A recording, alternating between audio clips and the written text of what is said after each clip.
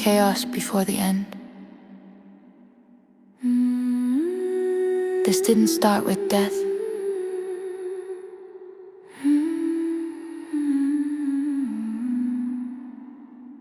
We had fights, we had ceasefires, arguments, repairs, not a fairy tale. Just something at the end that worked for our child that needed stability. Parallel paths rarely aligned, but coordinated enough to hold lightness next to pressure, calm next to stress. Nothing clean, mostly unfake. Two lives running side by side, not touching much, but not collapsing either. At least for me, seems to be.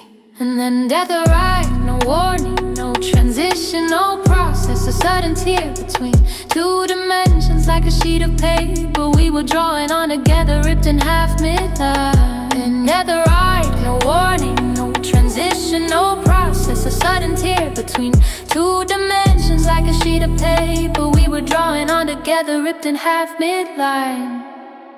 And yet in summer, two gardens, two different countries, even same day, dead birds in both. Not superstition, just a signal that something stopped without asking. No more negotiation, no more coordination. Silence replaced effort, what remained was responsibility.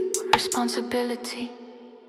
This isn't a knot you gently undo, not even a need. Not more like a box of Christmas lights that someone shook vigorously before closing the lid. Wires crossing everywhere, light and damage mixed. And I'm sitting here now, opening it. I'm not doing this to go back, not to preserve meaning, not to romanticize what we were. I'm untangling because someone has to do it. Me, because our child is watching how life continues after rupture. Because structure is not optional, but essential more than ever.